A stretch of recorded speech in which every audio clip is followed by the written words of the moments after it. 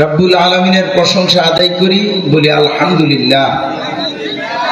রাহমাতাল লিল আলামিনের উপর দুরূদ পাঠ করি, সংক্ষেপে সকলেই বলি সাল্লাল্লাহু আলাইহি ওয়াসাল্লাম। সম্মানিত উপস্থিতি, আপনারা অবগত আছেন ইটাল্লা ইসলামিয়া দাখিল মাদ্রাসা ময়দানে মাদ্রাসার উদ্যোগে আজকের এই তাফসিরুল কোরআন মাহফিল।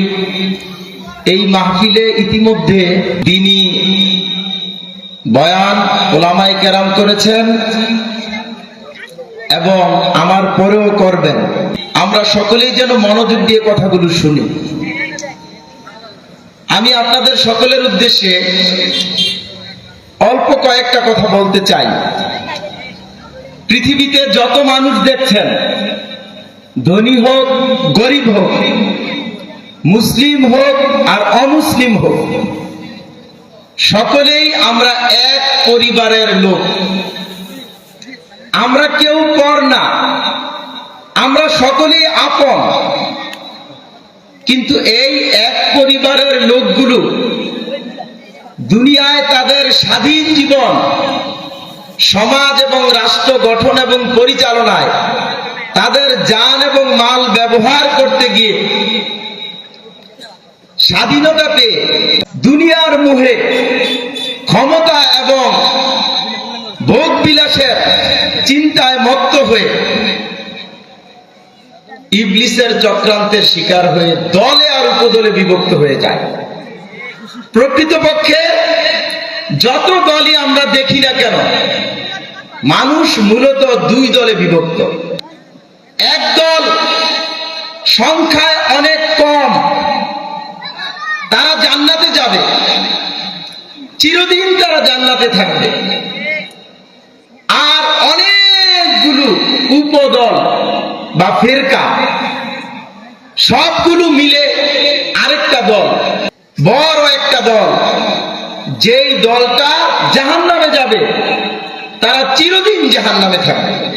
প্রিয় ভাইয়েরা আমার, আজকে আপনি যে ধর্মই পালন করেন না কেন, আপনি যে দলই করেন না কেন, আপনি অবশ্যই জান্নাতীদের দলভুক্ত অথবা জাহান্নামীদের দলভুক্ত। আপনি কোন দলে আছেন, মৃত্যুর পরে কবরে গিয়ে যদি বুঝতে পারেন, তখন কি দুনিয়ায় ফিরে এসে জাহান্নামীদের দলে থাকা লোক আবার জান্নাতি হয়ে মৃত্যুবরণ করা সম্ভব হবে?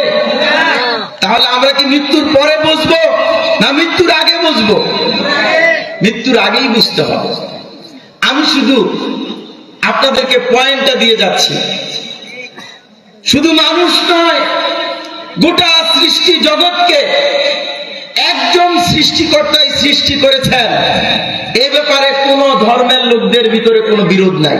সকল ধর্মের লোকেরা একমত, অবশ্যই একজন সৃষ্টিকর্তা গোটা সৃষ্টি জগৎকে সৃষ্টি করেছেন, সমস্ত মানুষকে সৃষ্টি করেছেন, মানুষের জান এবং মালকে সৃষ্টি করেছেন। সেই সৃষ্টিকর্তা, যিনি সার্বভৌম ক্ষমতার একমাত্র মালিক, তিনি গোটা সৃষ্টি জগতের জন্য একমাত্র আইন বিধানদাতা, তিনি গোটা সৃষ্টি জগতের উপরে একমাত্র শাসনকর্তা। তাহলে সার্বভৌমত্ব, আইন বিধান এবং নিরঙ্কুশ কর্তৃত্বের একমাত্র মালিক সৃষ্টিকর্তা আল্লাহ। আরবিতে যাকে বলা হয় রব, রব একমাত্র কে? এটা কে বলেছেন? আল্লাহ নিজেই বলছেন, ইন্নী আনাল্লাহু রাব্বুল আলামিন, নিশ্চয় আমি আল্লাহ এই বিশ্ব জগতের একমাত্র রব, আমি একমাত্র ক্ষমতার মালিক, আমি একমাত্র বিধানদাতা, আমি একমাত্র শাসনকর্তা, আমি ছাড়া সার্বভৌমত্ব, আইন বিধান, কর্তৃত্বের আর দ্বিতীয় কোনো মালিক নাই নাই নাই। এটা কে বলেছেন? আল্লাহ বলেছেন। এই সত্য কথাটা যারা মেনে নিবে, তারা হবে ঐক্যবদ্ধ। তারা হবে কি? ঐক্যবদ্ধ। আর যারা এটা মানবে না, আকাশে ক্ষমতা আল্লাহর মানবে, হায়াতে মানবে, মৌতে মানবে, রিজিকে মানবে, বিপদে পড়লে মানবে, কিন্তু স্বাধীন জীবন, সমাজ এবং রাষ্ট্র গঠন পরিচালনায় আল্লাহকে ক্ষমতার মালিক মানবে না, অর্থাৎ কুফরি করবে, এই লোকগুলোই আল্লাহর পরিবর্তে নিজেরা ক্ষমতার মালিক দাবি করবে। তারা তাদের মতো অন্য কোনো মানুষকে ক্ষমতার মালিক মেনে নিবে। মানুষ কি ক্ষমতার মালিক? তাহলে আপনি যদি আল্লাহকে ক্ষমতার মালিক বাদ দিয়ে কুফরি করেন আর মানুষকে ক্ষমতার মালিক মেনে শিরক করেন, তখন আপনি হয়ে যাবেন বিভক্ত। আপনি হয়ে যাবেন কি? বিভক্ত। ইমানদাররা কখনো বিভক্ত হয় না। সারা বিশ্বে যেখানে একজন ইমানদার থাকবে তারা একমাত্র আল্লাহকে মালিক মানবে, যার ফলে তারা একমাত্র আল্লাহর বিধান পালন করবে, আল্লাহ ছাড়া আর কারো বিধান পালন করবে না। তারা মসজিদে গেলে যেমন আল্লাহর বিধান পালন করবে, পরিবারে, সমাজে, রাষ্ট্রে, অফিসে, আদালতে, জীবনের প্রতিটা ক্ষেত্রে আইন বিধান পালন করবে কার? এটাকে আরবিতে বলা হয় ইবাদত। ইবাদত করবে একমাত্র আল্লাহ। আল্লাহর ইবাদতটা কিভাবে করবে? আবু জাহেলের মতো করবে? না না, আল্লাহ রাসূল সাল্লাল্লাহু আলাইহি সাল্লামের মতো করবে। আল্লাহ রাসূল যেভাবে খেয়েছেন, আল্লাহ রাসূল যেভাবে কথা বলেছেন, আল্লাহ রাসূল যেভাবে পরিবার, সমাজ, রাষ্ট্র, জীবনের প্রতিটা কাজ করেছেন, সেভাবেই ঈমানদাররা একমাত্র আল্লাহ রাসূলের অনুসরণ করবে। তাহলে বলেন পয়েন্ট কয়টা? তিনটা। একমাত্র আল্লাহই মালিক, একমাত্র আল্লাহর ইবাদত, একমাত্র আল্লাহর রাসূলের অনুসরণ যারা করবে তারা মুমিন, তারা মুসলিম, তারা ঐক্যবদ্ধ।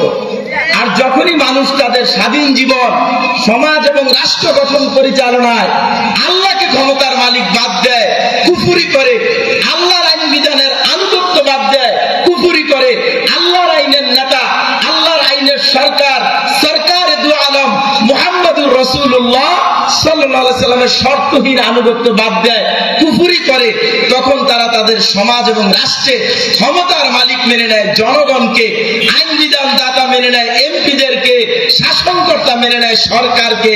তারা তখন সমাজ এবং রাষ্ট্র পরিচালনায় আল্লাহর পরিবর্তে মানুষের বানানো আইনের আনুগত্য স্বীকার করে, মানুষের গোলামি করে, মানুষের আইন দিয়া নেতা ফেরাউন, নমরুদ, আবু জাহেলের অনুসারী নেতাদের নেতৃত্বের আনুগত্য স্বীকার করে তারা আবু জাহেলের নেতৃত্বে গজবের পথে পরিচালিত হয়।